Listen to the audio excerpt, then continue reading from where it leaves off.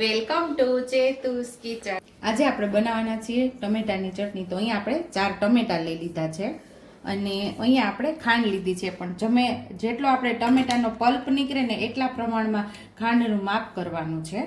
અને અહીંયા આપણે ચપટી જેટલી હિંગ લીધી છે અને 5 ચમચી જેટલું મીઠું, 5 ચમચી જેટલો સંચળ પાવડર અને 2 તજના ટુકડા, 1 એલચી, અડધીથી પોણી ચમચી જેટલું આખું જીરું અને અહીંયા આપણે 1 ચમચી જેટલો અથાણાનો મસાલો લીધો છે અને 1 ચમચી જેટલું લાલ મરચું પાવડર લીધેલું છે।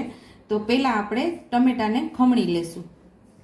આ તજના ટુકડાને અને આ એલચીને અને જીરુંને આપણે ખાંડી લેવાનું છે। અહીંયા આપણે જીરું, તજ અને એલચીને આપણે દરદરું ખાંડી લીધું છે। આ ચટણી લાંબો સમય સુધી ટકે અને તેલ વગર પણ મસ્ત એવી બનશે। આપણે તેલની પણ જરૂર નહીં પડે આ ચટણીની અંદર, એવી ટેસ્ટી એવી આપણે ચટણી બનાવવાના છીએ। આવી રીતે ટમેટાના 2 ભાગ કરશો અને આપણે ટમેટાને સરસ ખમણી લેવાના છે, એટલે આપણે ટમેટાનો પલ્પ લઈ લઈશું। મિક્સર જારનો આપણે આમાં ઉપયોગ નથી કરવાનો। આવી રીતે આપણે ખમણશું એટલે છાલ ઓટોમેટિક નીકળી જશે। તો આવી જ રીતે બધા ટમેટાને આપણે ખમણી લેવાના છે। જો છાલ નીકળી ગઈ ને ઓટોમેટિક આવી રીતે આપણો પલ્પનો ભાગ આપણે નીચે આવી જશે અને છાલ સરસ નીકળી જશે। તો અહીંયા આપણે ટમેટાનો પલ્પ તૈયાર થઈ ગયો છે। તો આપણે વાટકીનો માપ કરી લઈએ પહેલા ખાંડનો।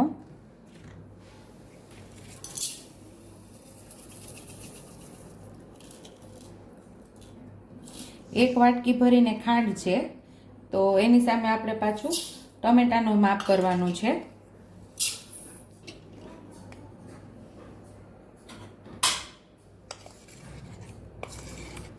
અહીંયા જેટલું આપણે ટમેટાનો પલ્પ થયો ને એટલી જ ખાંડ લેવાની છે।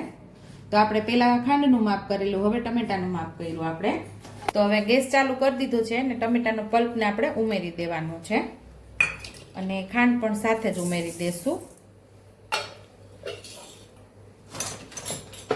બંને સરસ આપણે મિક્સ કરી લેવાનું છે। અત્યારે આપણો ગેસ ફાસ્ટ જ છે।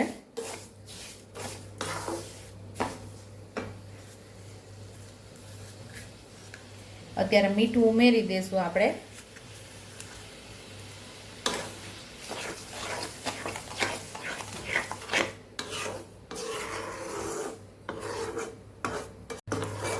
ખાંડને સરસ આપણે ઓગળવા દેવાની છે। તો અત્યારે ફાસ્ટ જ રાખશું। સરસ ખાંડ ઓગળી જાય, એકદમ ચીકણું ચીકણું થઈ જાય ત્યારે આપણે એને સાવ ધીમો ગેસ કરી દઈશું। આપણે હલાવતું રહેવાનું છે।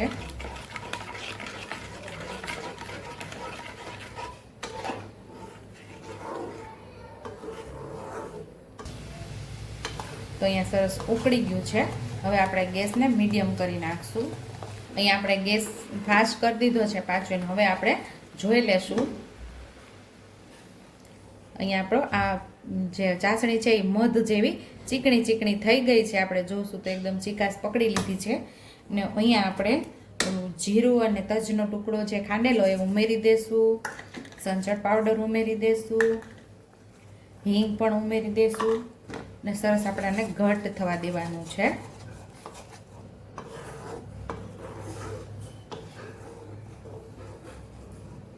અહીંયા આપણે લાલ મરચું પાવડર ઉમેરી દેશું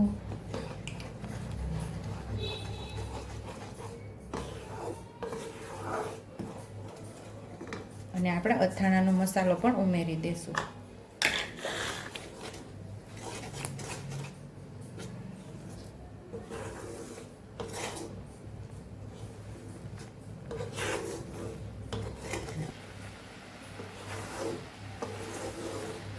તો અહીંયા આપણી તેલ વગરની ટમેટાની ચટણી તૈયાર થઈ ગઈ છે। મહિનાઓ સુધી તમે આ ખાઈ શકો તેવી ટેસ્ટી એવી ચટણી છે। તમને શાકની પણ જરૂર નહીં પડે। રોટલી, પરોઠા કે થેપલા સાથે પણ આ ટમેટાની ચટણી ખાઈ શકો। ટ્રાવેલિંગમાં જતા હોય તો પણ આ ચટણી સાથે લઈને જઈ શકો છો। તો હવે આપણે અહીંયા ગેસ બંધ કરી દઈશું અને આ ચટણી હજી ઠંડી થશે ને એટલે હજી ઘટ્ટ થશે, ચાસણી થોડી ઘાટી થશે। તો તો આ ચટણી મેં તમને કીધેલું કે જેમ ઠંડી થશે એમ ઘટ થશે, તો એકદમ સરસ ઠંડી થઈ ગઈ છે ને જો મસ્ત એવી ઘટ થઈ ગઈ છે. તો સર્વિંગ બાઉલમાં હવે આપણે સર્વ કરી લેવાની છે. તો તૈયાર છે અહીંયા આપણી ટેસ્ટી એવી ટમેટાની ચટણી, અથવા તો તમે ટમેટાનો છુંદો પણ કહી શકો.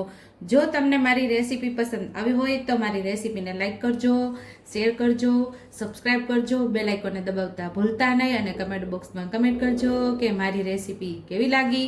તો આવજો.